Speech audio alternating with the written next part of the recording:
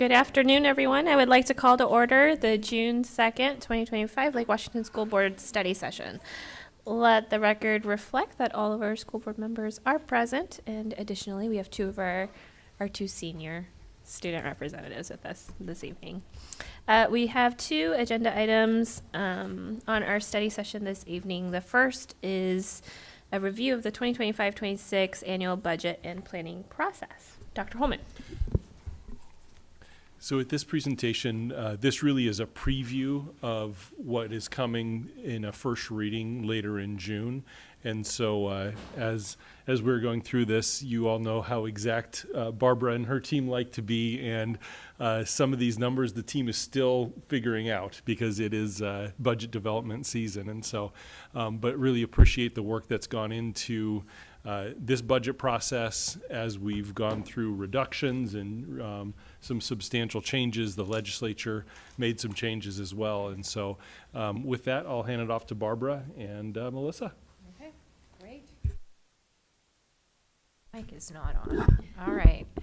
Okay, so today, the plan today is to just make sure the board understands the policy requirements around our budget planning work.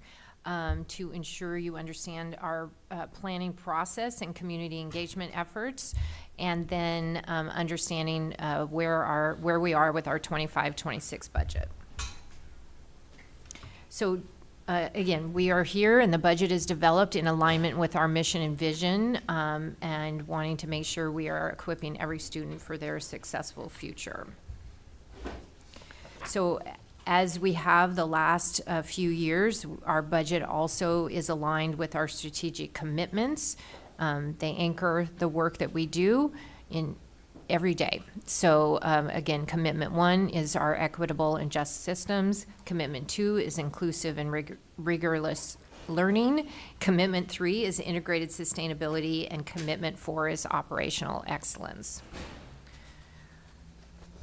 So our policies drive really our budget work, and so we have our administrative policy 6000, which basically explains provides that the budget provides for participation.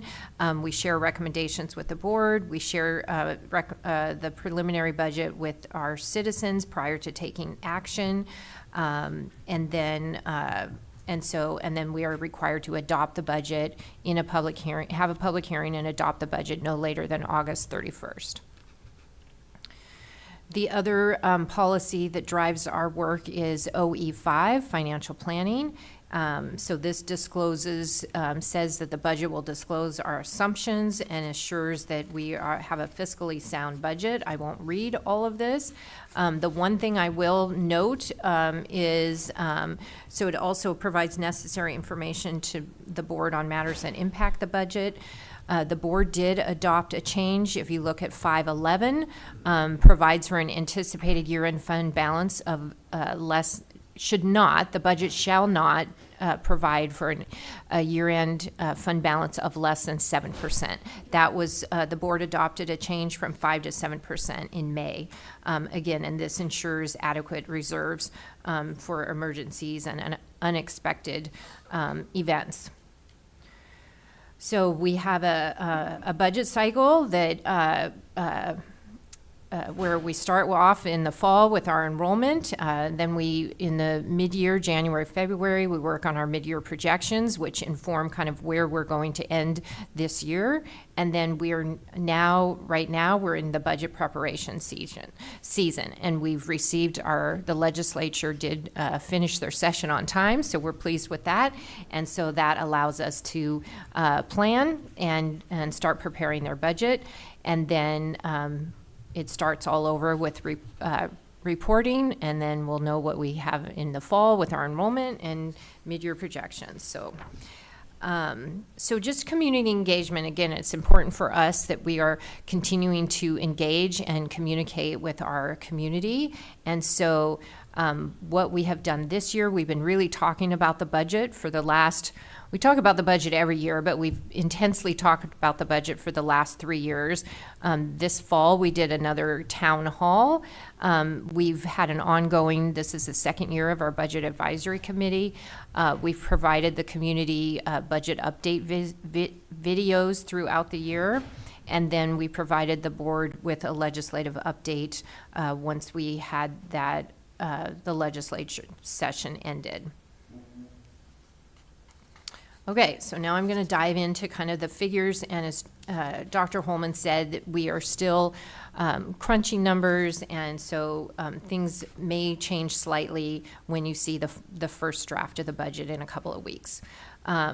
So again, our objective is to implement a balanced budget starting in the 25-26 school year while maintaining budget reserves to ensure unforeseen changes or events do not create a financial crisis. So that is our goal. And this is a chart you've seen on a regular basis. The blue lines are our historical enrollment back to 2010, and we are preparing in the budget an enrollment of 30,356 students. That is a decrease of 298 students from this year. And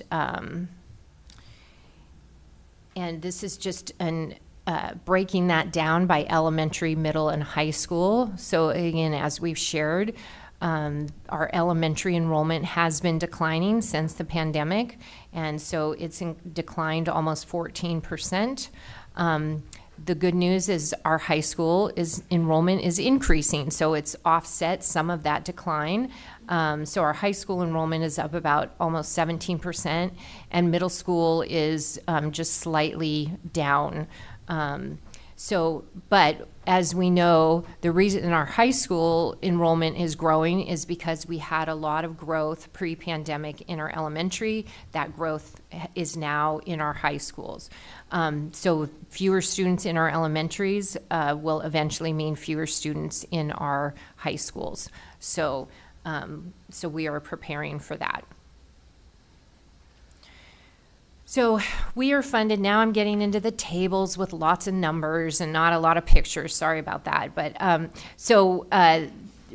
while it's easy to communicate about head count, we're actually funded on what's called average annual FTE. So that's the number of students that attend each month and on average, and that's what we're actually funded, and the amount of time they attend per day. So a student that attends full-time is one head count and one FTE, but a student that may only take a few classes is one head count, but maybe a 0.5 FTE. So we are estimating, shows the change. The first column is our actual enrollment this year, so about 29,900 students, including our skills center, and then what we're budgeting for next year, 29,632. The last column is the difference. So at what we Skills Center and ALE are what we call self-supporting programs. So when enrollment increases, revenue increases, expenditures and staffing align with that. Our basic ed enrollment is down 282 FTE. So that's our estimate for the budget. Now, when you look, this next slide is a budget to budget comparison. And so the first column is the 24-25 budget, and the next column is the 25-26 budgeted enrollment. And so we are estimating an average decline of 170 from the budget. So we actually had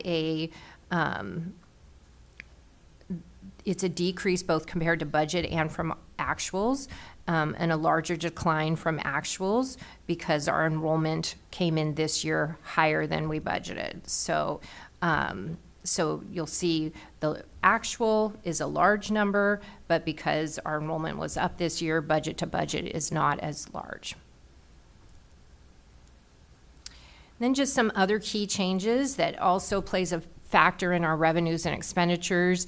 In our CTE program, we are estimating a decrease at our senior high level of about 130 students due to the change from 7-period day to 6-period day. For special education, we're budgeting 100 students more than the prior year budget. We actually saw that growth this year. So we're really budgeting no change from current, but 100 up from the budget. And then our ML program has a slight increase of 25 students. Again, that's based on this year's actuals. And Running Start, also based on what we're seeing, the trend this year. We're finally gaining back our Running Start students. We lost, Running Start declined after the pandemic, and it's slowly growing again. So about 140 students higher in Running Start. So I want to go over kind of what we've been talking about our budget assumptions, all year last year when we did our 4-year projections. So I want to go over kind of what we originally assumed and then what our revised assumptions are for the budget. So we originally assumed a decline of 222 students in 25-26, or about 7%. And I forgot to change this number, but our enrollment decline is 315 in 25-26. We originally assumed the state provides for a COLA pass-through, and they also dictate what in school districts pay for benefits or the SEB program, and then what employers pay for the pension program. So we initially estimated a 1.9% IPD or COLA for 25-26, and I thought it was going to come across. There we go, COLA, but what actually the state provided a 2.5% IPD, and so every time the state provides a COLA impact, there's local impacts to the district because for the staff that we hire above what the state funds. And so we also estimated no legislative increase in funding, and we did receive some increases for special education and MSOC, which is materials, supplies, and operating costs. We assumed that we would need to make expenditure reductions of $11 to $15 million for 25-26, and we made expenditure reductions of $10.5 million for 25-26. Okay, and then we annually update revenues and expenditures for any grants and self-supporting programs. So, and those are as revenues increase, expenditures also increase. If revenues for grants or self-supporting programs decrease, expenditures also decrease. Those are examples of those are nutrition services, extended day programs, any state and federal grants. So just to summarize our revenue assumptions for the first year of the budget is our enrollment projections are based on current registrations. We know that Flow Analytics provided a long-term forecast in January. We use that initially, but then once we have actual registrations, we update our projections. An example of that is our kindergarten enrollment. We initially projected kind of keeping level from this year. We have 1,900 students enrolled in kindergarten, and Flow Analytics was estimating about 1,930 students.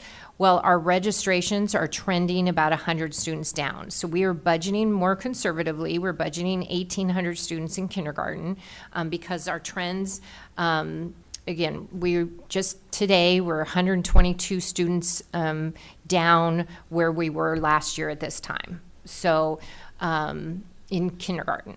And so we put the budget together based on current registrations and then kind of estimate where that we will be in October based on prior year's history. We're also assuming, again, the state IPD, the legislative COLA of 2.5%. Legislature also made changes to SEB and pension rates. The levy revenue is based on the voter-approved amount for 2026, and the current 2025 amount that affects the the levy affects the 25-26 school year. And then updated revenue for any safety net grants and self-supporting programs. And then on the expenditure side, every year we align our staffing for both certificated teaching, classified, and administrative staffing is in line with any enrollment changes. So whether that's growth or loss, and staffing ratios. There's local costs, as I've said, any of those local cost needs over our state funding for salaries, benefits, and retirement. Every year we talk about our fixed cost increases. Insurance, that was part of our legislative priorities, and ensuring that our insurance costs have significantly increased over the last 7 years. And so making sure that we are accounting for those. Our utility costs are going up. And then any strategic reductions or reinvestments needed. And then just like we do on the revenue side, we update our expenditures for any safety net grants and self-supporting programs. All right, so then the next two slides focus on our revenue impacts to the budget. So I'll do this kind of visually, and then I've got a different list of the same information. So our enrollment increases, again, a net reduction of 200 basic ed students plus 100 student increase in special ed nets out to about a $2.5 million loss in revenue. And then our EP&O levy is going up about $4.8 million for the next school year. And then transportation, we received additional revenue driven from the state in transportation, and so we're carrying that forward in next year's budget. So the legislature provided, as I mentioned, state compensation increases. That's both for salary COLA and benefits and pension changes. So all of those together provide about $6.2 million more in revenue. The legislature provided small increases in the special ed multiplier, and then small increases in material supplies and operating costs. Some of this increase was already required inflation. So it's some of the money is already built in that we were expecting. And then our grants, other revenue impacts, we have about $2.9 million in revenue changes related to self-supporting programs. Running Start drives a large portion of that as a self-supporting program. So, okay. Then this is kind of the list. So our current revenue budget, that first column, is $597 million. And then the changes on the very right-hand side are all those things I talked about. So you've got your COLA, your special ed multiplier and MSOC, your enrollment changes, the EP&O levy, transportation, federal grants, and self-supporting programs. So a total change in revenues for next year of $17.4 million.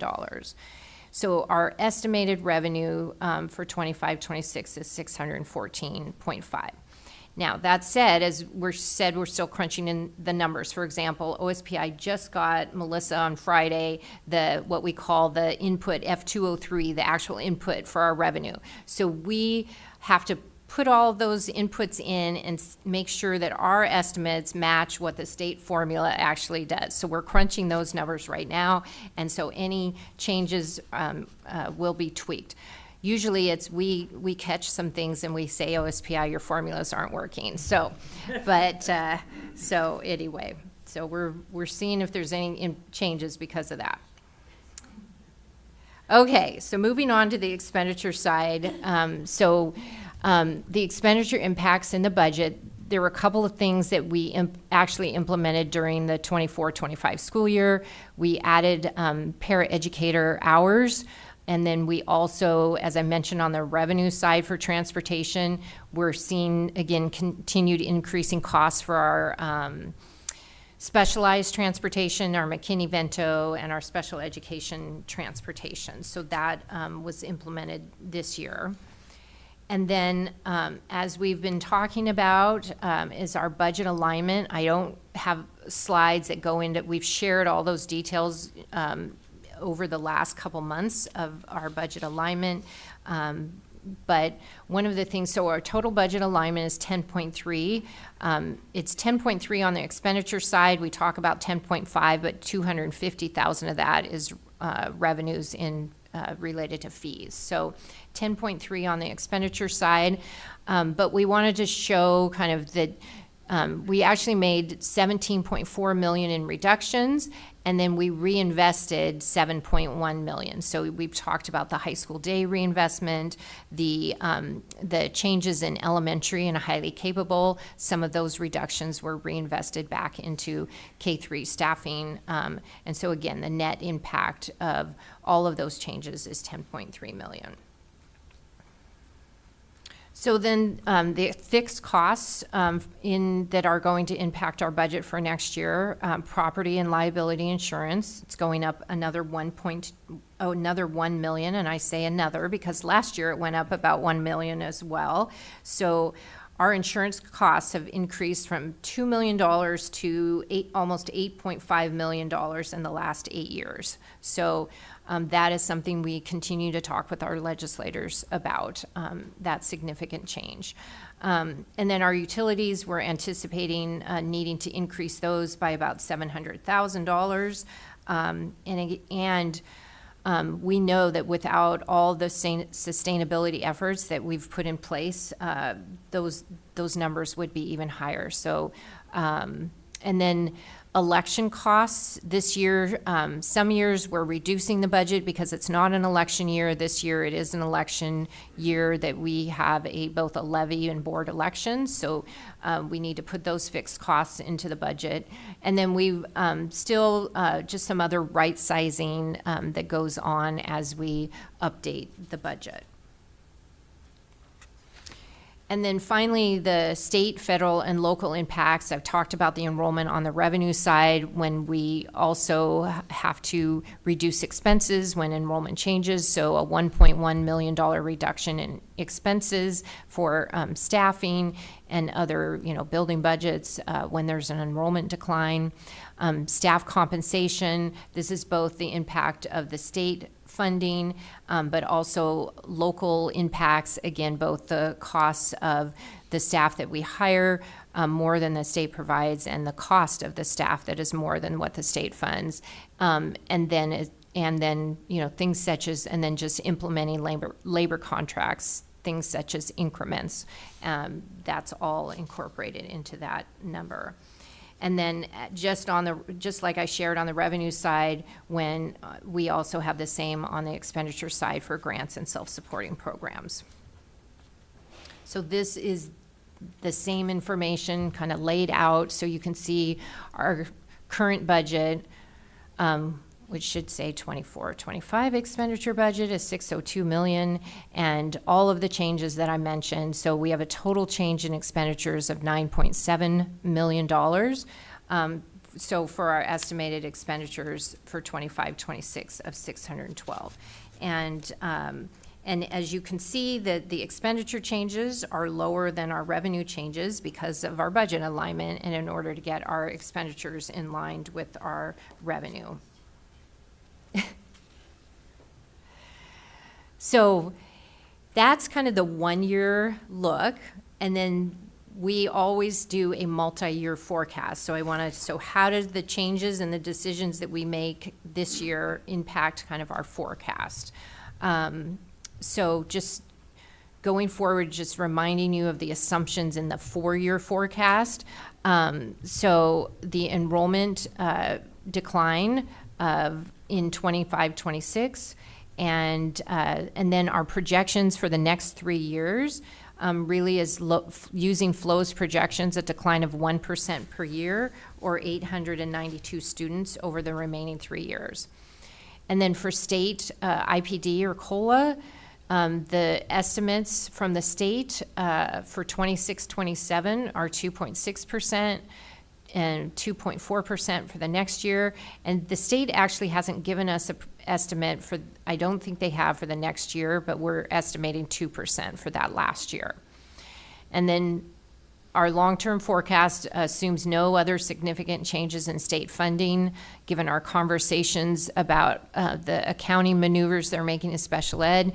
They think that problem's solved, so it isn't, but that's what they have done with the accounting maneuvers. So, and then the budget assumes a levy increases based on kind of a 5% increase per year. We've also shared information on recent legislation that provided for districts to increase the levy authority. So depending on what happens with that and our levy election in February of 26, that may change in our long-term assumptions. So on the expenditure side, similar to what we shared with the 1 year, where we align our staffing with enrollment, any changes in enrollment. We right-size our staffing and programs and do program reviews every year. We will continue to have ongoing local cost needs over and above what the state provides. Unfortunately, our fixed costs are continuing to increase. Haven't seen a year where they decrease, so we have to assume that trend's going to continue and that we will align the budget as needed on an ongoing basis. And just a reminder, for every 1% of a COLA, it costs the district about $1.4 million in local dollars. So a 2.5% COLA costs about $3.4, and that doesn't include increments and other things that are impacted. Okay, so now comes the visual, the chart. I'll just bring this all in. The gray is the revenue bar, and so you can see that really the increases each year are related to state funding, and which is the COLA and the SEB and the pension, and then any changes in enrollment. And then the expenditures is the blue bar, and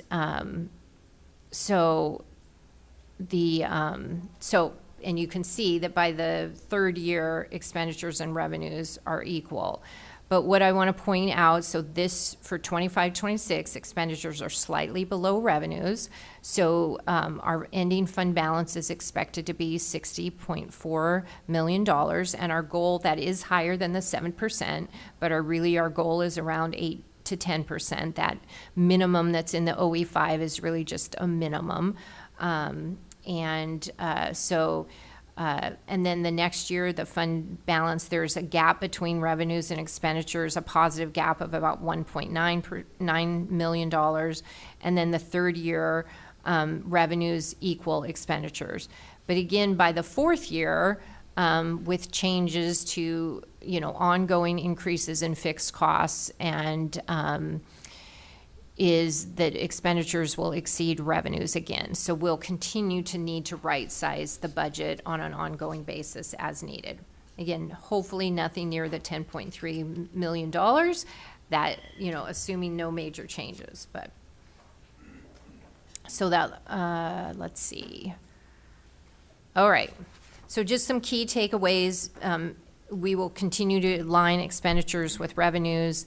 The budget and our resources will be aligned with our strategic priorities.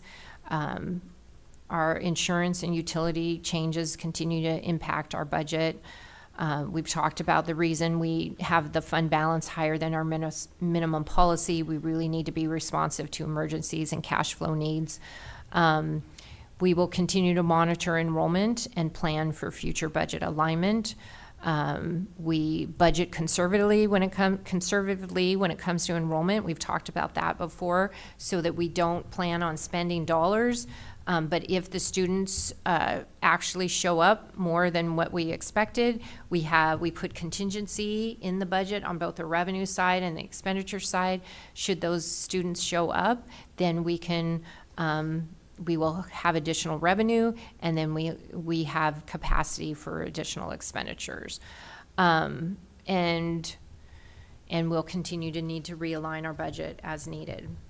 So timeline, we're sharing preliminary numbers with the board today in the study session. We will present the first draft of the budget, or the original draft of the budget, at the June 23rd board meeting, provide a presentation, and then that starts kind of the public feedback period.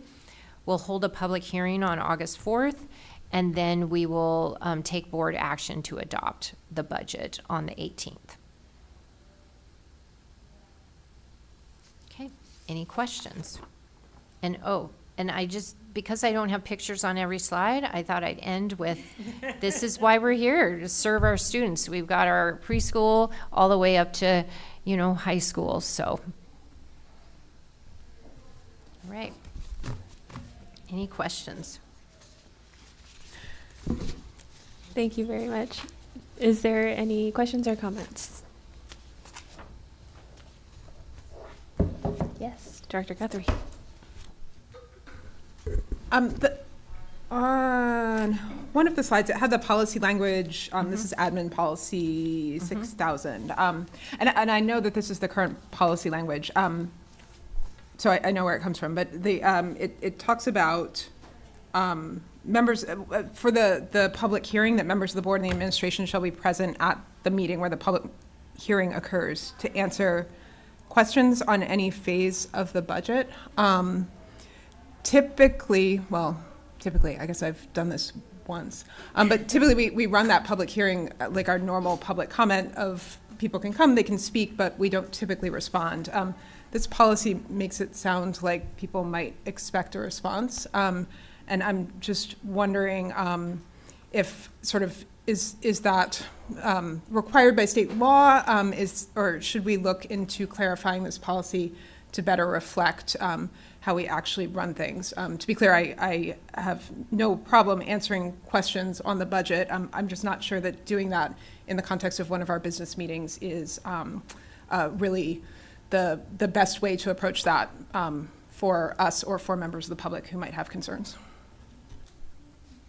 I think that's the intent of having the public hearing prior to the final adoption, is so there's time between, should something come up that the board wishes to take, to reconsider or make different decisions, that there's time to do that before the final adoption. We can look at the policy, though. But yeah, we can look at that. Director Stewart. Just going on the same item, it seemed to me that the questions may be in the public hearing, but our responses could easily be via email or answer those questions in the final reading. But this doesn't bother as much as perhaps, unless we're getting ready to change the rules, but which I doubt. But I assume that it'd just be delayed responses, basically, is what it amounts to. There'd be an email if someone questions the budget. Sure, and there are times, depending on questions, we respond just like we do now with parents that provide public comment, or a staff member will follow up with them after the board meeting. So I assumed. So okay, we can thank you. do that. Yes.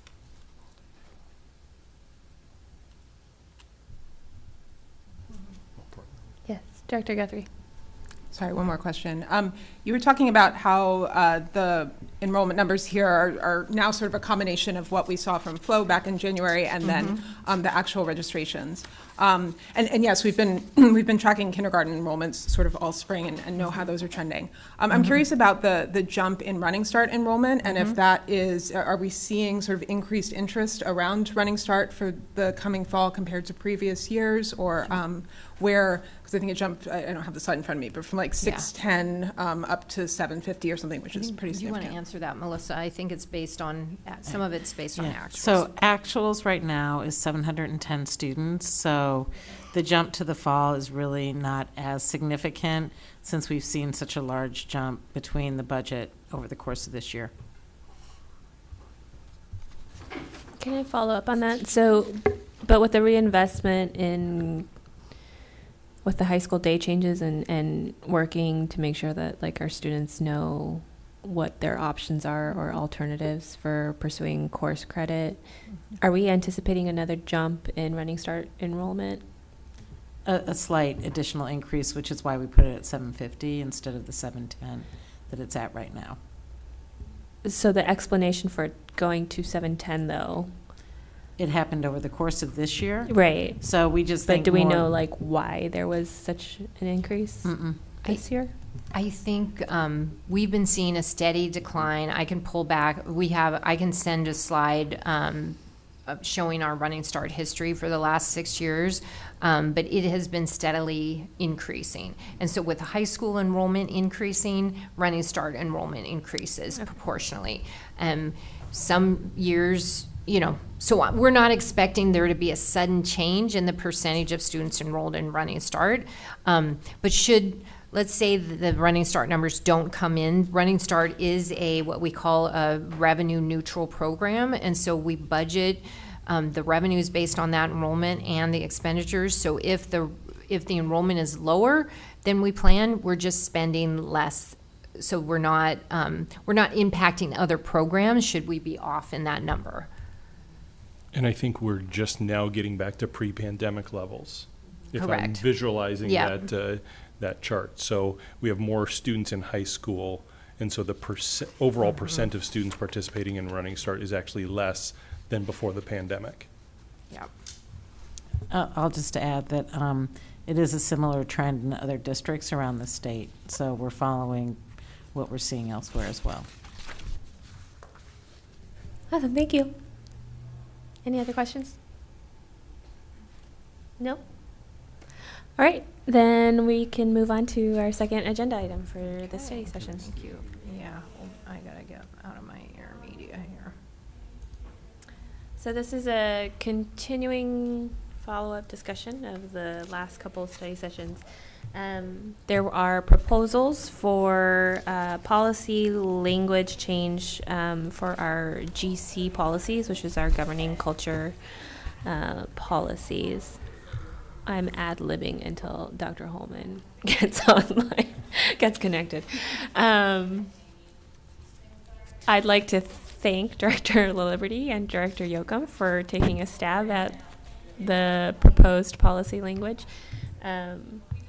And therefore, I think they should lead this discussion.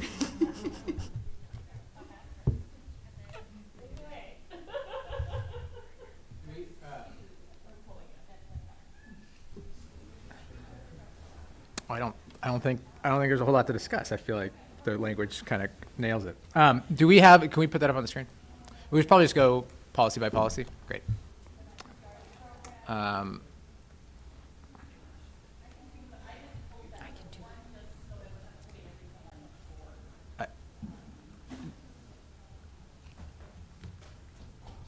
I'm just going to sit here quietly until it's on the screen. I guess I'll just ad lib too. So we met for a few hours to review some of the discussion at the last meeting and some of the interest from some board members. And then this is a portion, these policy changes represent a portion of the interests that were identified that we thought we could tackle in this time. So the first is just some minor tweaks to OE 2.2 to reflect the board's monitoring of itself and its own governance culture policies, and to this be more consistent with what our practice actually is and what is a sustainable practice for the board. So there's, I don't know if everyone should have this as well, but there's some strike-through language, and then an addition of just reflecting that the board will monitor annually its compliance with its own policies, as opposed to regularly and systematically. Which I think could be read to be like at every single meeting we would have some sort of monitoring, whereas we do have a annual board self-assessment each year where we do monitor the board's performance, and I understand that will continue to be the practice. And then at the last strike through is we had in policy that we would assess the quality of each meeting by debriefing the meeting following its conclusion. We have The board has done that in the past. We have not done that in a while. I think that conversation would probably be clunky and probably not representative of, or not helpful, what is my view, if it's just immediately following the meeting. Because it would have to be, to follow the law, it would have to be on camera. And it would also be at 10:30 p.m. usually. So it's probably not the best practice. So, okay, I've talked too much. Anyone have any questions or comments on these changes? I'm curious what you envision monitoring of these policies to look like, because when we use the language monitor in the context of our board policies, there is indicators of compliance, there is a presentation provided to the board. I'm just curious how you envision this to happen and who would lead it. Well, as long as what you're saying is what I think. No, you go. I'm kidding. Go ahead.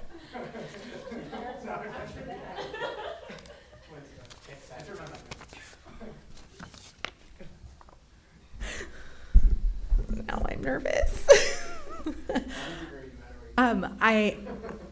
I went back and looked at the book. I think it was The Art of Governing Coherently, and they actually have some examples in there of like how a board could monitor these.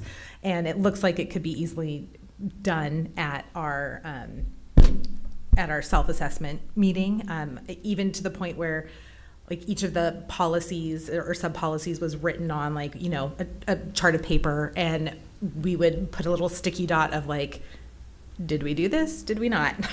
As simple as something like that. And I think we could kind of define and determine what we want it to be, but we don't have definitions, and we don't have indicators. So I think it's more of that might set the stage to have a discussion. If we have people saying, yes, we did this, and no, we didn't, what does that mean? Are we interpreting it differently? So that's kind of, I don't know if there's a set process, but I think that's something that we could define. And I'm going to pass it to Eric because I don't know if I just failed. No, I agree with every word you said. Yeah, I think at the annual self-assessment, and I think that this is something when we think about scoping out the work with the facilitator that we use from WASDA, I think this could be a component of that. And when I just very briefly, okay, I was about to lie. When I had AI map the WASDA self-assessment to our board policies, there is a significant amount of overlap where those questions, if we do map it, we are actually monitoring our policies. And so I think that could work as well, but yes. So it's rather than monitor, because I think it gets confusing when we use the same language that we are applying in a different way. Is it reviewing compliance with these policies, or? Yeah, I mean, if we want to have different language, it could be, we call it a self-assess, so the board could assess its performance relative to these policies or something like that. That's a good point.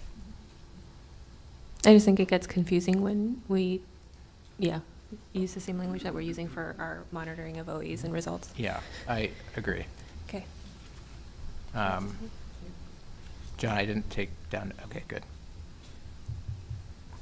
So I think the proposed change would be, after systematically, we'll annually assess compliance with all policies in this section. Yeah, that sounds right.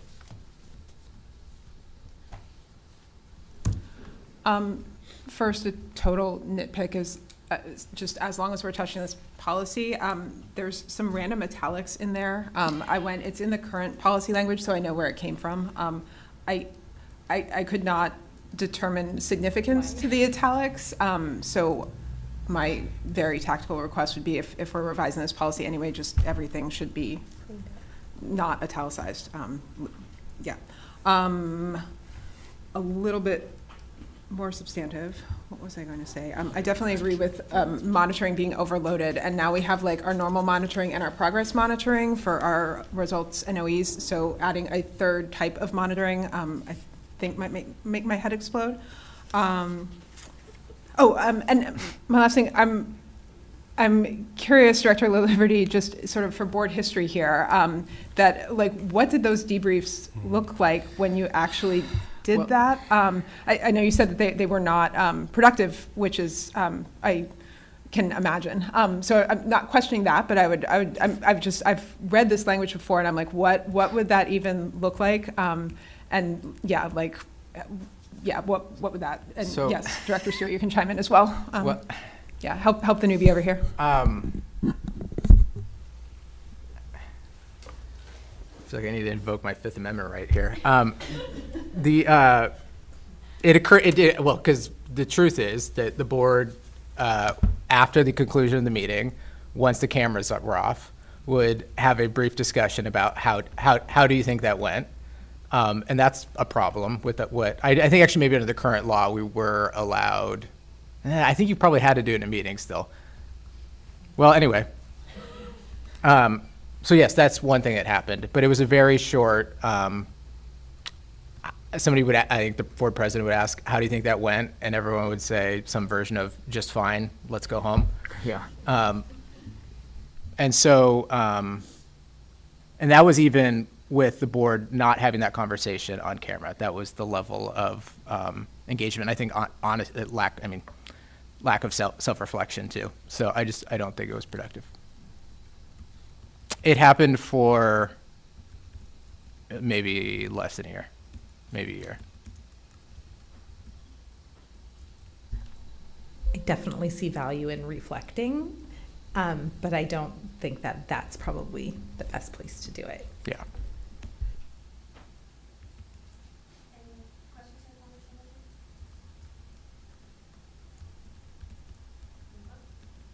Okay, so it was a couple minor tweaks. And yesterday I did see there's some more italics in there too.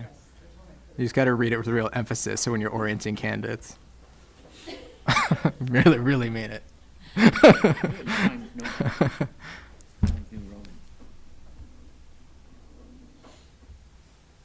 All right, I expect there'll be more conversation around this. So maybe we can take this in sections. Okay, a few changes to GC3, which is the board's job description of what it believes the scope of its duties are. One change was to 3.5, sort of stylistic, but also, again, similar to the last changes to sort of reflect what actual practice is. Just changing effective monitoring to annual monitoring. The board currently annually monitors the results and expectations policies. And also the reason for that change was to distinguish the annual monitoring of the results policies from the periodic or progress monitoring that the board is adding. And one thing I should note that Dr. Holman pointed out was we have before discussed monitoring some operational expectations policies on a biannual, I can never remember, is that the right term? Biannual, every other year basis. If so, that is something the board may want to consider adjusting in the future. I think the plan going forward, at least in the near term, is to continue monitoring all OEs annually, but that's just an issue I want to flag. So that's 3.5. Right, and yeah, right, just to say on the mic, one of the reasons to continue monitoring annually is we will have we will have a new board member next year, and so going through that process of going through each policy, there's value to that too, for people who haven't been on the board. Okay, so that's 3.5. 3.6 was our attempt to capture the conversations that we've had at several meetings now around the intent and the scope and the purpose of what we have called progress monitoring for the board. So those are the words that we came up with.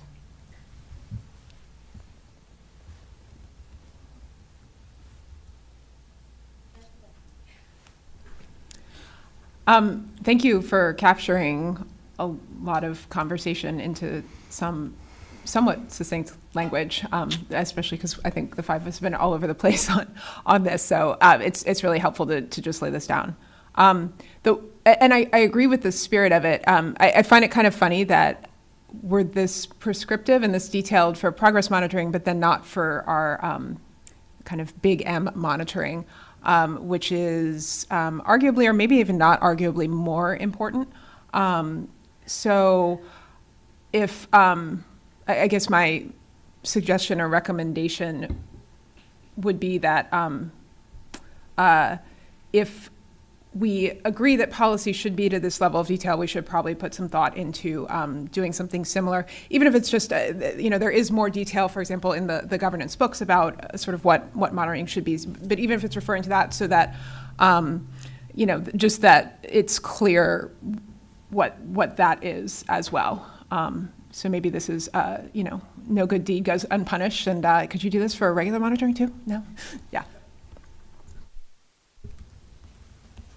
I actually think that's a good idea. I think we should be more detailed in how we do that. Like we have, I'm glad you flagged that. Like we have a lot of practices that we have and that we've followed now for several years for operational expectations monitoring, but we have not committed those to written policy. And I do think that would be a good idea. Also for onboarding board members, right, to have that there.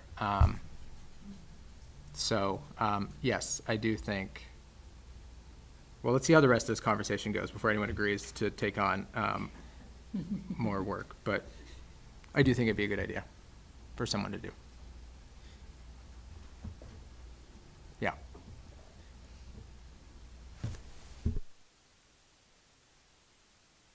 And I guess the other possibility that I'll throw out, and I don't really feel strongly about this, but there could be, this could be, rather than living in our policies, there could be some sort of procedures addendum, or I don't know, somewhere else where we go to this level of detail. But it just feels like we should have, I do think that this would be helpful. I forget why I was even looking at this, but I think it just randomly popped up when I opened OneNote on my new laptop. And it went to a page of basically me taking notes of what I did when I first joined the board. And there was lots of confused bullet points around I do not understand what board summaries are. And maybe we do it different every single time and stuff like that. So yeah, just, yes, I think especially for new board directors to commit that somewhere. But I will say that I don't necessarily feel strongly that it needs to live in policy, which feels a little bit more rigid. I'll throw out that I think it could be in some sort of separate place, much like our admin policies have the policy and then the procedure.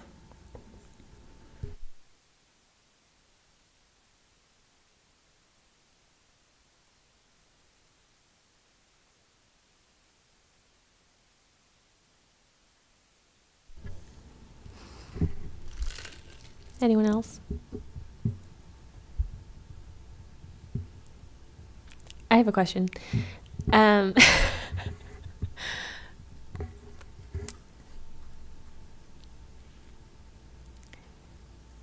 What happens if in the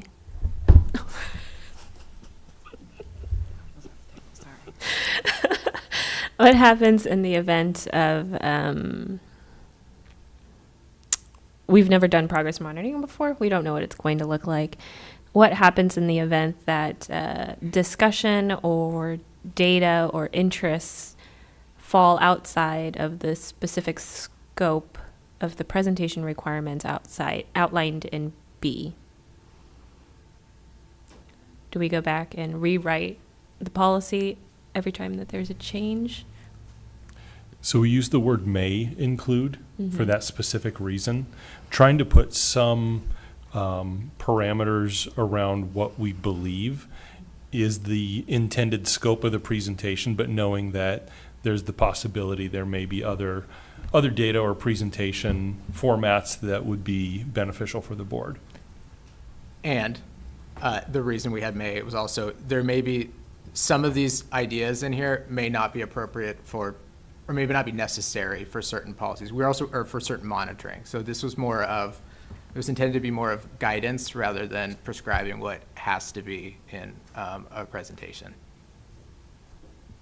So when I read it, the presentation may include the following data and information. It implies that you can't go beyond this. So it may include 1 and 3 and 5, but the way that I interpret it and read it is still has to stand within the parameters of kind So of the what is presentation may include, but is not limited to, the following data? Well, now that we flag that, maybe I do want it to be that it's limited to.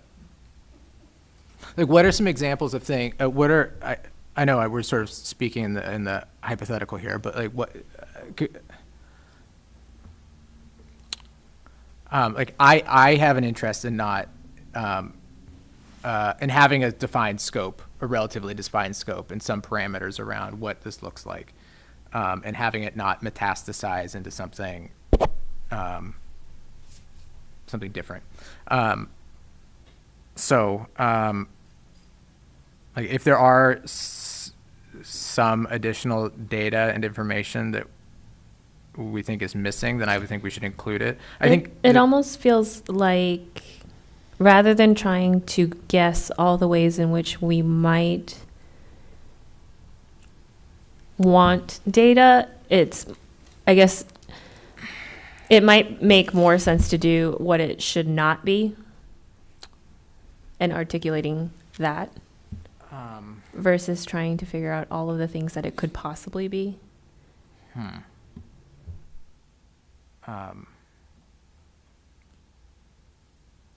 don't know.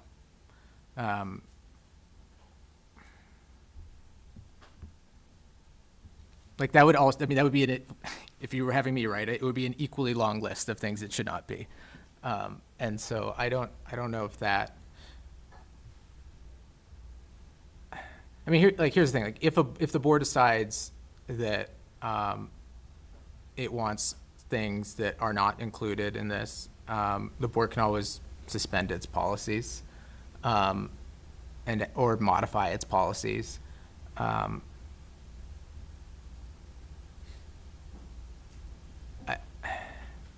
Because you kind of have it in the next line, right? Additional periodic monitoring shall not be a program review. Yes. I do think that if we're going to be embarking on doing this and devoting resources to it, we should say relatively specifically what we want it to be and look like and provide some direction. I concur. I just don't know that before we've actually tried it, it makes sense to fence it in. But it's not. Well, I don't mean to fence it in, but like, I think like provide direction of like what we want to see in it. And if we don't know what we want to see in it, then I don't think we should be doing it yet. Yes, Director Stewart. I think you have to set an initial rule book, if you will, or an initial map. And if it turns out that map didn't go the right direction or didn't include the right things, then you adjust it. It's not written in stone. The idea of having the not be this and not be that, again, I agree, it'll be amorphous. And my lord, it could include, it will not be tic-tac-toe. But I think you really want to keep it where you've got a fairly good parameter. And if you find it's not working, then you fix it. That way we're not guessing when it might not work. Because I think we could spend all night trying to guess what wouldn't work and what would work. So a data set that's not referenced here that could be helpful are student growth percentiles. It isn't something that we've used for monitoring previously, but it is a data set that is calculated for all the way down to the individual student level, but it's calculated for schools, grade levels within schools, grade bands across the district. And so there could come a point, and that's not really referenced in that list. Isn't subpart 1 like so broad as to encompass like any? It's not really performance data. It's not? It's not. It's growth data. And growth data is a calculation that it's measuring student performance against their peers within a quartile of previous performance. So it's Okay, it's right. it's a not whole current- calculation, Okay. but it's not performance. It's about how are you growing compared to your previous academic peers. So add that as an search, and, I mean, just edit it in. I guess for me, as we go into this, part of this will be trial and error by myself and my team as we figure out what are the data sets that help all of us have deeper conversations around how students are performing and succeeding. And actually, the data we'll be looking at is students that aren't having the levels of success that we expect in our system. And so I don't think we could come up with that list of data here, because there's going to be an evolution over the year as we think about progress monitoring. Can I add to that? So I think that's my concern. It is, if we had this level of detail around what our current monitoring reports look like, our OEs and our results, and we had very specific, this is the type of data and information that can be provided, then reflecting back on just the last couple of years and like the evolution of the type of information we're given as evidence of compliance in OE 14 monitoring, that would not have been listed as one of these data sets, because it's the type of information we're being provided there, the qualitative data, like it's brand new. And my concern is that if we limit, if we're so restrictive in terms of what can be brought forward as evidence of compliance, then we might be prohibiting creativity from staff and willingness to kind of explore other ways to share information with the board and the community. Like, I feel like we're strangling that ability to just think independently instead of trying to live within these boundaries that we're creating. That's my concern.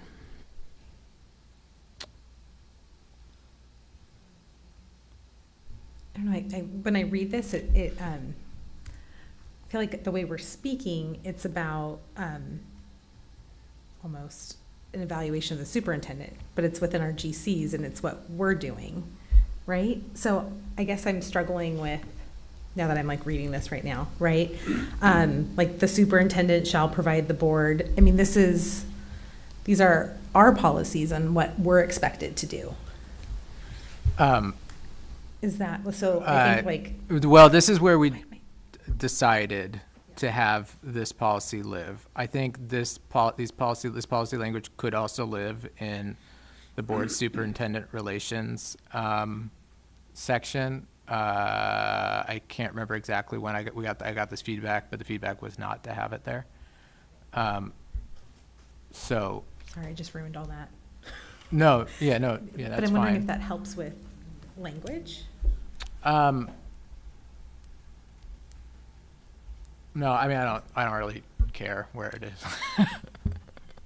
I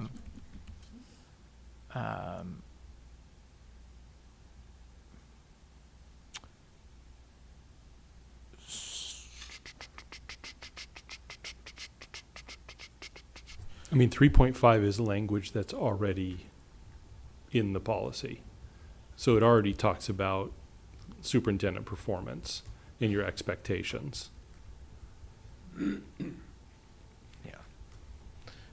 Yeah, I guess that's why the thinking of why we had in 3.5 is we already do talk about monitoring superintendent performance. So back to, can I return to Director Choi's point? on, I don't remember what it was.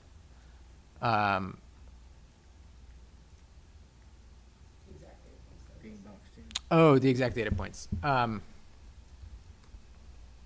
Just a couple things I was thinking about during that. So like, one, like, I don't know that the comparison to like OE14 quite fits, because it is, that's an operational expectation where what compliance looks like is not results driven.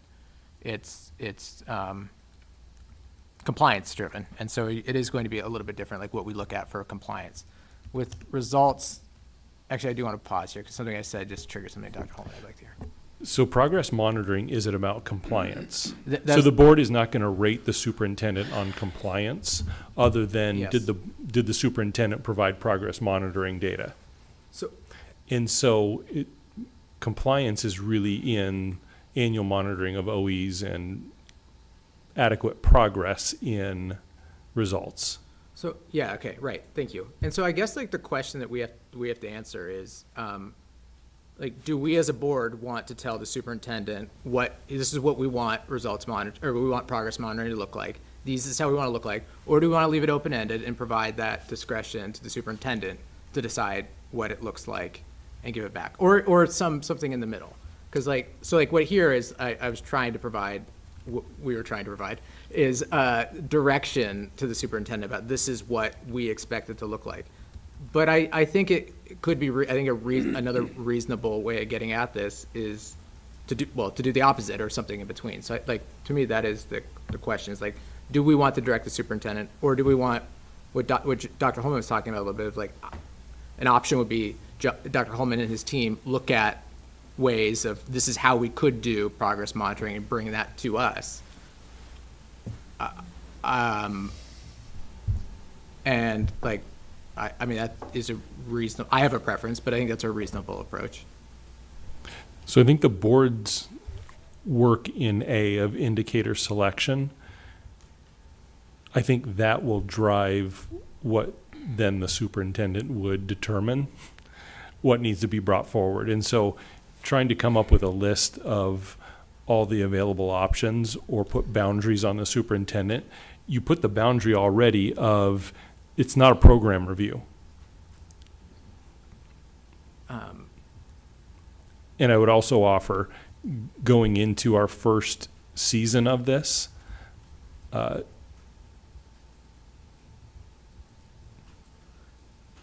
the players in the room have a general understanding, and we can come back to this at the end of the year to see if we need to codify greater boundaries.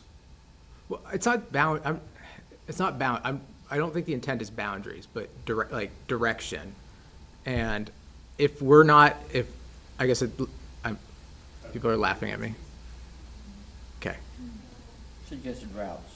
If we're not, but like again, I kind of want to hear from everyone else. Like if we're not comfortable like providing that direction now, then let's not do it.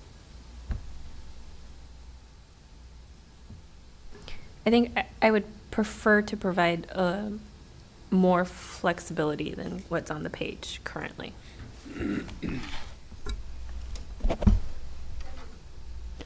Well, to perhaps put a stake in the ground on this, have the words could include or should include at minimum, or may include at minimum. I mean, if you want to leave it open-ended with this of just being a for instance or some suggested areas, but yet leaving yourself the latitude to either expand or contract as needed, then I think you basically use these as examples of what you think it might be, with the idea that it may include. So there may be issues or whatever that may include less, some may include more.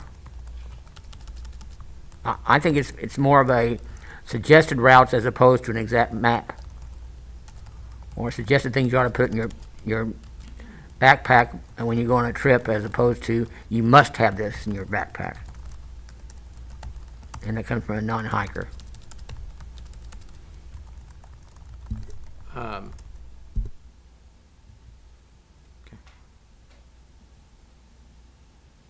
I know where Leia stands. I mean, one suggestion I might have is just to scrap basically, or I won't say scrap, table. The presentation may include, and then those Roman numerals, so that B is like, the superintendent will present additional periodic monitoring information for indicators identified by the board. I think there's pretty good consensus there. Yeah. It's not a program review. I think there's good consensus there. Yeah. And the sentence, program information must remain tied to monitored indicators, focus on outcome measures rather than operational details, and address how approaches address noted exceptions in student group performance. I think that sort of goes back and speaks a little bit to that Roman numeral list. And so it might sort of thread that needle. And then we know, I think we already have on the work plan a sort of a review of progress monitoring sometime like mid-year. And so that's why I really mean not remove, but truly table this language and come back mid-year. And as part of that review, think about, hey, do we feel like we do need to be more prescriptive? Are there things that we'd add here? That would be my suggestion, because they're all very good points that have been made. Just trying to figure out a way forward.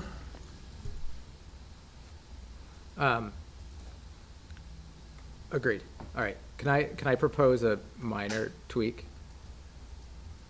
Let's try to do this live. So what's that? I'm going to try to do it live off the dome, verbally. Yeah. So I think yes, table, scrap, whatever words you want to use, the Roman numerals. I have them saved, so I won't forget them. That's fine. I'm not going anywhere for at least 2 more years. I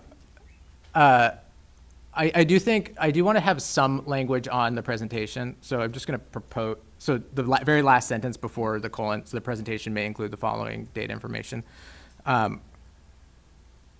mean, so could we have something general about the presentation should include relevant data and analysis to enable the board to understand whether, because I'm just trying to think like what we're trying to understand, like whether progress towards, whether progress is being something, we're moving towards reasonable progress, right? So there's some sort of general statement that the presentation include relevant data and analysis that enables the board to understand something towards reasonable progress. I just want to have some statement of intent of what the data looks like.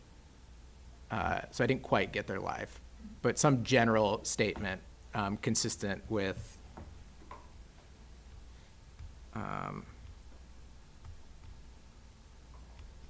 okay, maybe I'll be able to come up with something in a little bit. I mean, okay, sorry, I got there. So in 3.6, like we talk about, sorry, Director Choi, President Choi. In 3.6, can John, can you scroll up? We say that we're sort of saying the purpose statement is to ensure reasonable progress toward established targets. So just, I would say, can we couple that into the presentation, what I just started verbalizing, about the presentation should include relevant data and analysis that enables the board to determine or to ensure reasonable progress toward established targets. Something like that.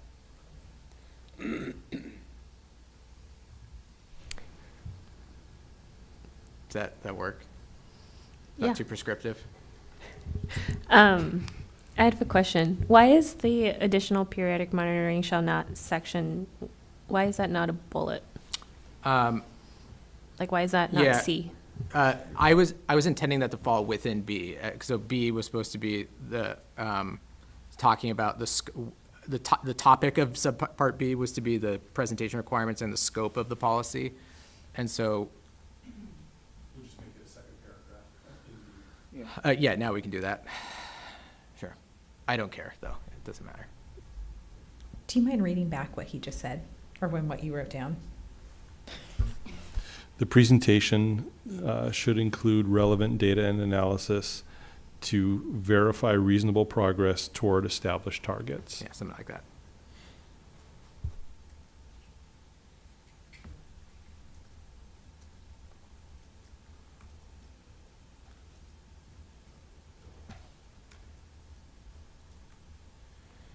And then we didn't, I didn't hear any comments around the second part of B, C, and D, so I assume we're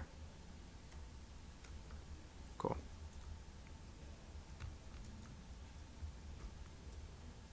Okay, on to the next one.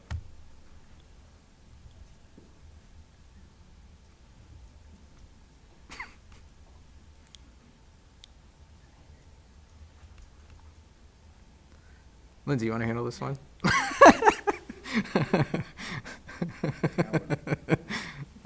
Okay.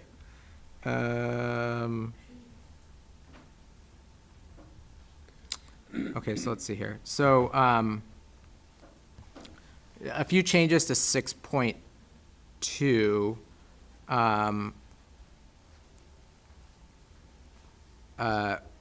One, struck subpart F and worked that into subpart B. Any questions on that? I'm curious about the rationale behind that. To me, it actually changes the spirit of B. The part about discussions by the board about means to improve its own performance, especially board member knowledge and skills. I could see that potentially shaking out of a review of those policies, but not necessarily. And I do think that that's important. I do think it's important for the board to have discussions about how to improve its own performance with an emphasis on board member knowledge and skills. So I'm curious about the rationale for striking that and then combining. I agree that the review of the policy should still be there. I just see those as potentially two different things. Trying to recall.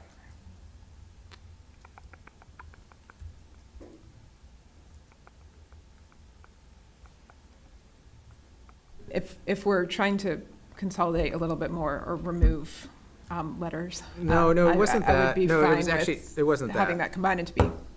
Yeah. I actually don't remember that Yeah, part of the conversation. I think my questions on this came by looking at E and F, and it was they were split up, and it looks like I thought we were just moving that one up to B. This, So, but I don't know. Go look at my notes. Dr. Holman, can you recall, I remember having some conversation around the language about scheduled review. Does that ring any bells? So we felt like scheduling a review of the policies was a very kind of discrete task, meaning we actually put on the work plan to review the BSRs, specifically each one of them, Right. as opposed to a more global review that I would say generally happens now already. That's right. That's right. So, We felt like it was there needed to be an action if the word scheduled was there, because scheduled means you're actually putting it on the work plan specifically. that's right. Whereas the conversations we have around potential changes to those policies happen more organically, or sort of as an as needed basis. So that's why it was intended to be substantive, striking it, moving to section B, to having it be part of, but not a standalone. So part of the current governance process and improvement activities, but not a standalone schedule. Right, and this is all related to the annual work plan. That's right. This is the development of the work plan includes these things. And to not have the work plan call out have a scheduled activity to review each and every BSR and GC policy. So we may be headed there. And And then your other question was on Yeah. the other part, and Because I agree with that, and I'm fine with moving basically what was in F to B, and also the removal of the word scheduled. My suggestion would just be to reinstate the part that's struck out right now in this draft for B. So that it's orientation and training of candidates and new board members, review of these policy sections, and other discussions, blah, blah, blah. Okay, I do remember why I struck it. The language doesn't make any sense to me. Like, I don't actually know what that would look like on the work plan. So like, we would have, the work plan would have like, because we're talking about, again, like what are the tasks that need to be on, what the work plan has to include. And this is such a general I agree, like this is work the board should do, but it's such a kind of mealy-mouthed statement that I don't know. So maybe you could talk a little more about like what you're interested in. Maybe we could do some more revising on the fly. Yeah, and I think I've stated this interest before of just continuing to grow. Like, I'll speak for myself that I don't know everything here. I'm still learning every day.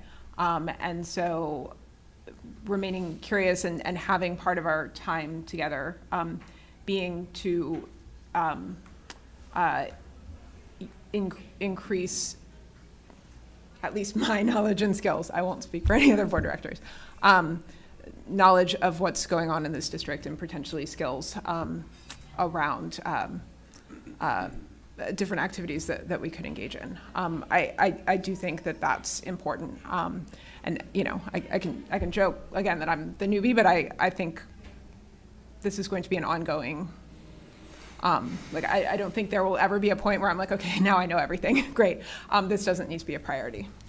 So can I add? I also think that that's where, like, we have conferences and we have other learning opportunities for board members that are added to the annual work plan for everybody to schedule and plan around. And so that those are all opportunities for board members to increase their knowledge and skill. This subpart B is specifically governance process improvement activities, not just general board development. So it's Yeah, there's always specific governance workshops at WASDA's annual conference. okay. I mean, I don't. Like, that's where board boot camp happens, and that's where, like, Yeah. I'm wondering if it's more meaningful to have an added, like, another piece that points more to, I guess, what Director Guthrie is talking about, right? Where keeping the annual work plan can include, I don't know, I guess shifting that to another point, so it's not focused on the governance process, where it can be focused on, I don't know, I guess that is the governance process. I was trying to think if there were other things that we wanted to like learn about that wasn't necessarily directed to Well, governance process. Like right now, the only professional development that we call out that we say we'll do is in regard to educational equity. That's it. Yeah, so maybe some of this is expanding C. Yeah. Yeah, I think that would get at my interest. So leave those strike-throughs in B, and then think about, What to be other- clear, I do believe that educational equity should be called out, specifically in C, but there's probably a few other things that we would want to add there. Yeah, I agree. Okay, I agree. And just to be clear, I didn't strike that language because I don't think the board should have discussions about improving its own performance. I just didn't like the language.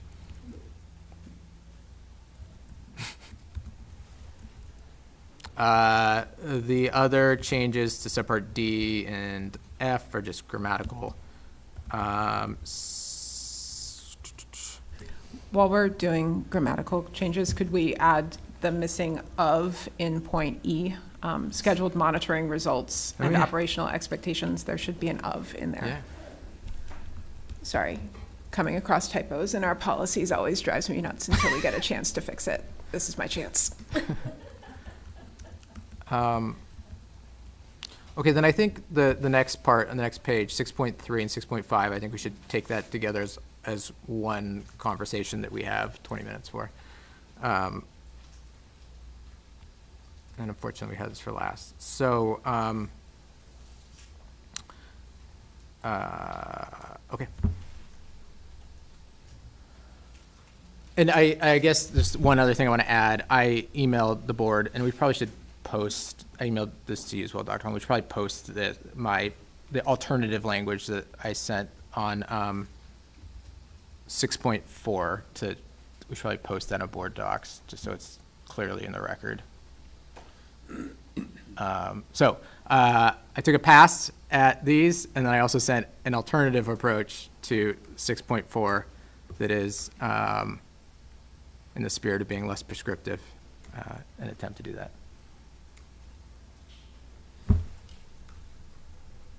And I guess I could read aloud for the throngs watching at home. What the alternative, so the alternative to 6.4 was, oh, there it is. Okay, thank you.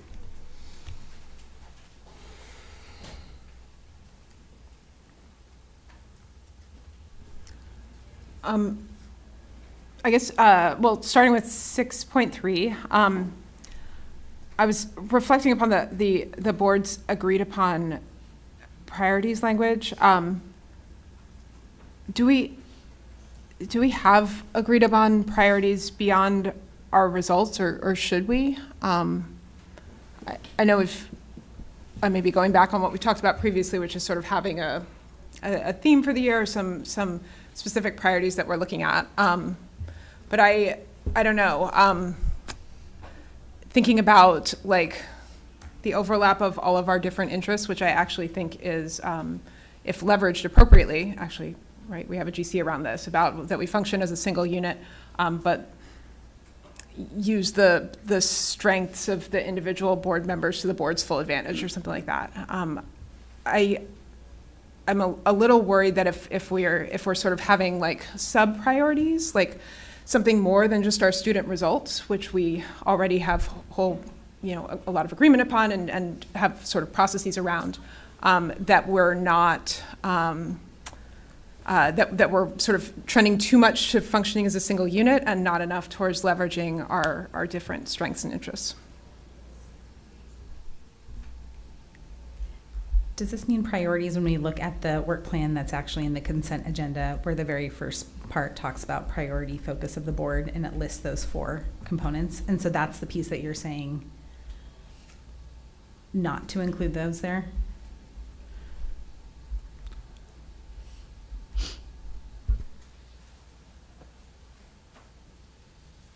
Yeah, I mean, and it's kind of interesting because yes, having an example in front of us is helpful, because none of those actually speak to results, which is both understandable, because I think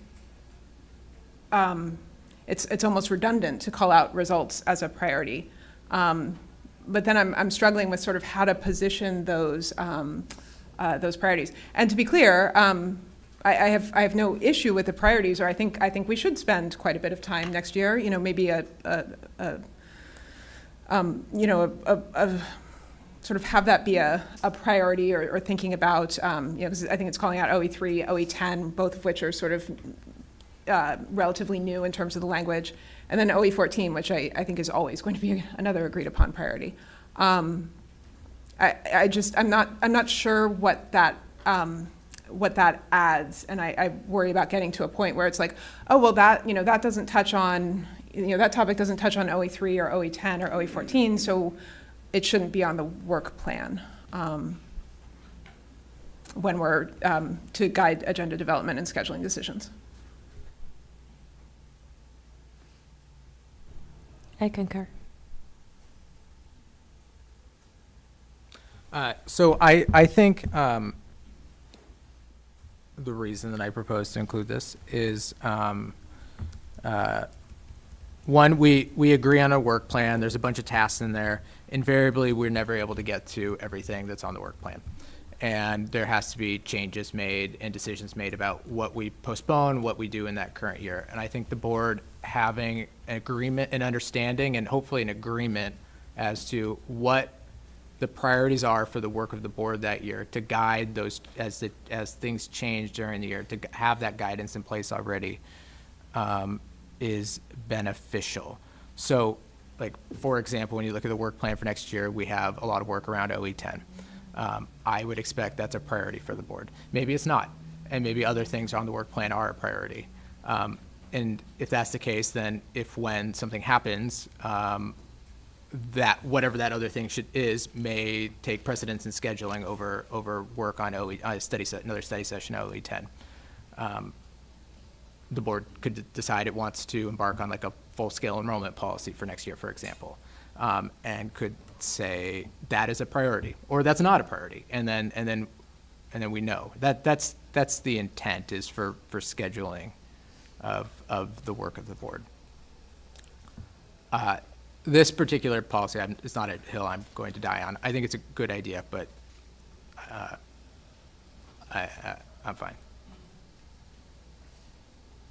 So I think for these sort of things, I do think that close to unanimity that we can get on our governance culture policies is probably good practice.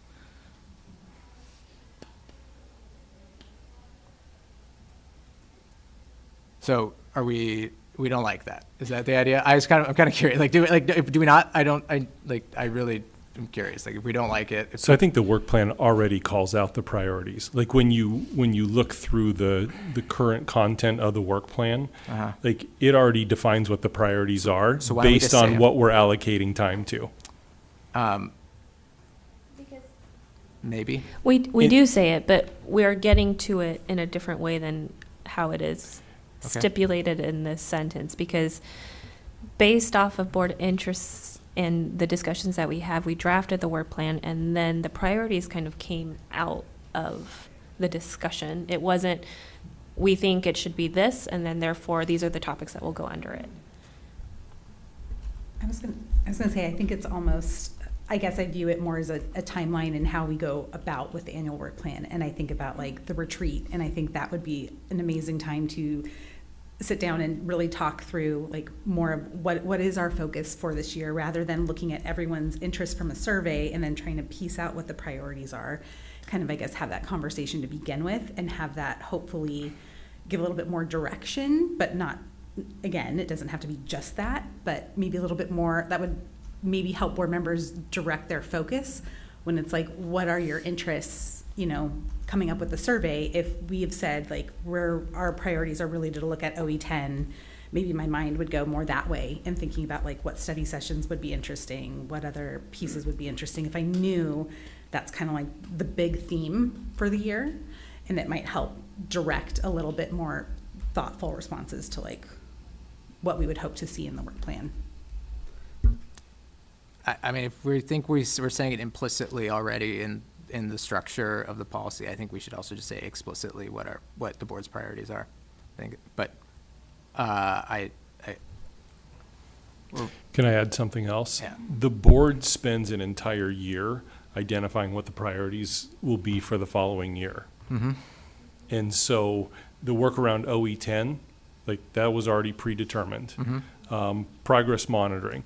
And so if all of a sudden there was something out of left field and we had 15 priorities, well, then I think that's my job to say, we have to narrow the scope, because it's actually not possible to prioritize 15 things in our work plan.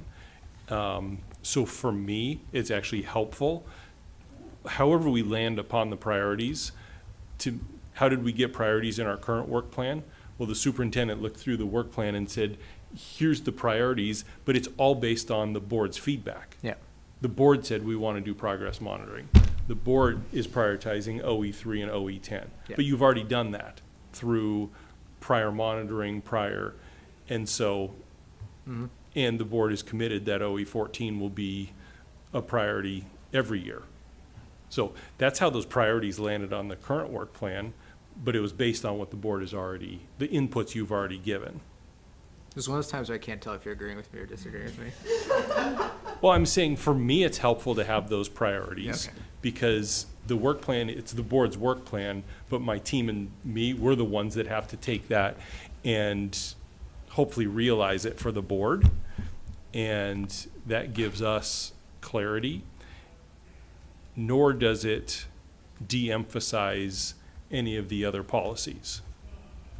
It's just, this is the priority work that we have ahead of us in terms of policy review, modification, our engagement with community, spinning up progress monitoring. Like that's a large body of work that will take time for my team and me to make meaningful for the board. And I think I said to you when we were meeting, to me, this is progress monitoring, I think is the most essential thing the board can do. Yeah. I would. And I said I agree, I think. Yeah. Oh, okay. I think yeah. you did. I think 6.3 is not a hill that anyone's going to die on. I think it's fine. But I would like to get to 6.4 before I'm still gonna the run out the end of clock on our that. study session is over. So, yeah. Any questions or comments on 6.4? Director Guthrie. Yeah, I definitely prefer the revised language that was up before, without the sub-bullets. Even with the revised language, I guess, it felt like we were trying to solve a problem here that I don't see. And like, that's okay. Somebody may have a problem that I don't have, or multiple somebodies. But it seems like we're adding some work here, and I just want to make sure that it's work that is going to be used, or is going to be useful. I'm not quite sure what I would do once I get some sort of communication about a change. As a board director, like I've been here almost 2 years. Things change all the time. I've seen that happen. I'm struggling to understand what I would do if I now had more details about why those changes occurred. So again, this is not to dismiss things. It's more to open that conversation of this feels to me to be just sort of unnecessary process. And I'm not against process. I'm just against unnecessary process. Mm-hmm. Can I ask a clarified question? So I think John, could you put back on the screen the revised? Because I understand that if we're going to make any changes, it's probably closer to this than the more detailed version. The communication that you're referring to, that is just where there's scheduling changes. Is that the process that you were flagging as Director Guthrie as I guess specifically the language here would be documentation of the rationale for the change. Okay, so I receive documentation of the rationale. What am I intended to do with that? Right. Sure.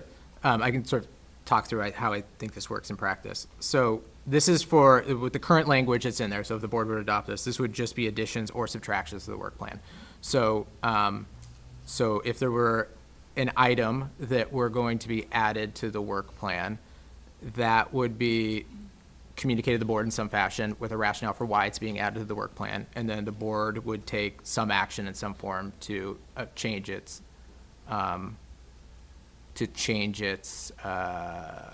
work plan. This would not be like a scheduling change. So somebody's sick, we're postponing the monitoring of OE 10 to the following meeting. That would just be how this is drafted, is the president in consultation with superintendent can make those changes and then tell the board, hey, we pushed it out. I think it's certainly reasonable to not have extra process requiring a communication there that we're just rescheduling things. I mean, the work plan can just be updated. I think that's fine. So just removing that last clause makes sense. But for the first part, the intent would be that the board of this, how it is that the board, where there's additions or subtractions to the work plan, that the board would be taking action on that. And so there would be some situation, something like a light situation recommendation and the board would take action. Thank you for waiting, Dr. Ullman. It's the additions piece that I have questions about. Yeah. And I have a real example for the June 23rd meeting. We've been going through the reinvestment process for the funds related to high school day. And we're at the point where we've essentially accounted for that entire body of funds, and I want to bring that to the board in a public meeting to share. Here's the $4.5 million that we're reinvesting, how we're doing that. Here's the process we used. Here's the tiered model that prioritized students not on track to graduate for additional classes and coursework, and that's not on the work plan right now. And I've asked Scott to develop a presentation for the June 23rd board meeting to inform the board in a public meeting of the work that's been done that you've been tracking all year. Yeah. I agree. Is that in addition to the work plan? I don't think so. At least that's not the intent. Right. How I draft it. I don't think so. Because it's not in the work plan necessarily, but we have an agenda item at every board meeting for a superintendent report. That sounds like a superintendent report to me. The board's not taking action on anything you're presenting. I know that historically we've put those things in, where you're doing a sort of superintendent report plus, and we put that in the non-consent agenda. No. And also, yes, I agree. That's the sort of thing the board need not and should not be taking action to amend its work plan to have those additions to a meeting. But I don't view that as a change to the work plan. I view that as an addition to an agenda. I have addition. Okay, but yes. I just counter that it is actually in addition to the work plan, because we explicitly have things like high school day update on our annual work plan for the non-consent agenda, and this is a further update of that work. So it actually would be in addition to the work plan, not just an agenda kind of update. From the way John described it, it seemed more like to me that it was more granular detail. While we'd asked for information on this issue, and we had asked for and expected the information, now he's all of a sudden going into the detail of it, what had really driven the other information. Again, I really don't see it as an addition to the work plan as much as a clarification of to make us or not make us, but enable us to understand where we are at and how we got there.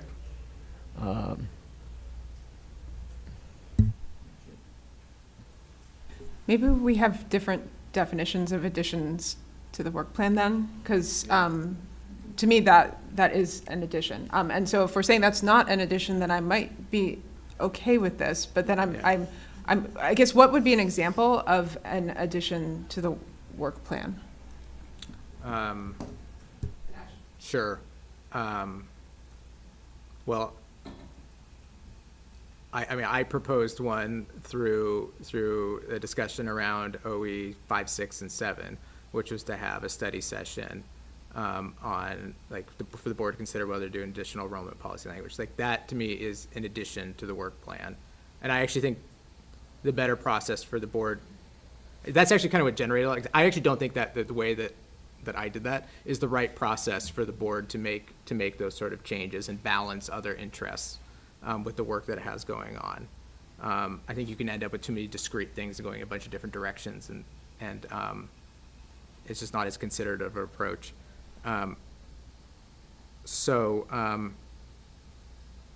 Okay, we're short on time. I have a proposed change to this language that's on the screen. One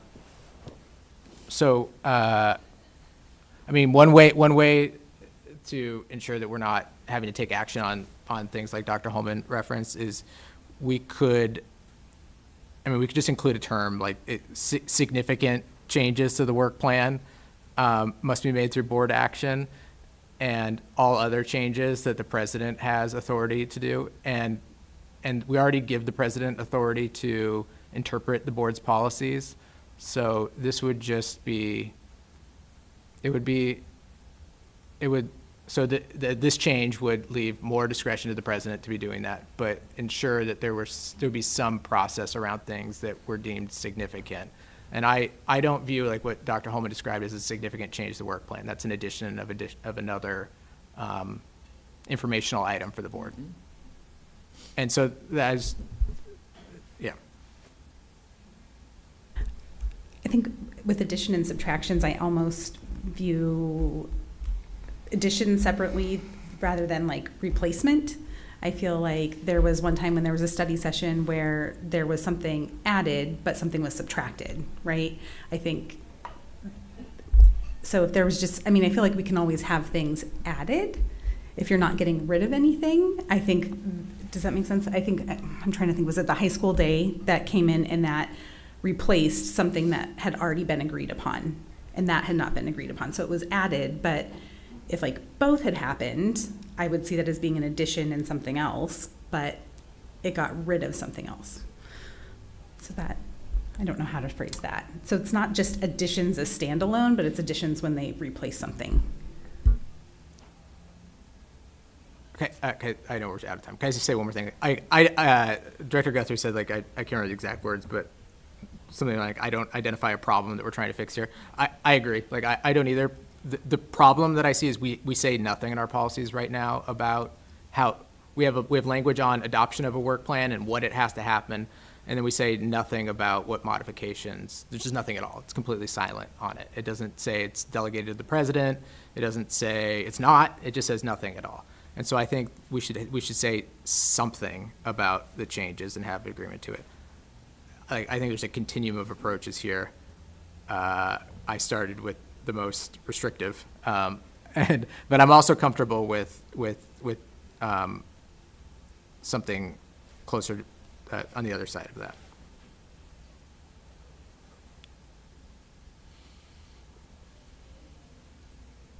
Yeah, and I hear the two of you saying different things. We are. And I think I'm saying something different too, which I think just means, I don't know. Maybe this needs to be added to the work plan. I don't know. I think there's some more discussion here because the scenario that you brought up, Director Liberty, I do see, or that's been challenging for me to sort of navigate, is figure out like, hey, I think as an individual board director that we need to dig deeper into, enrollment, for as an example. Yeah.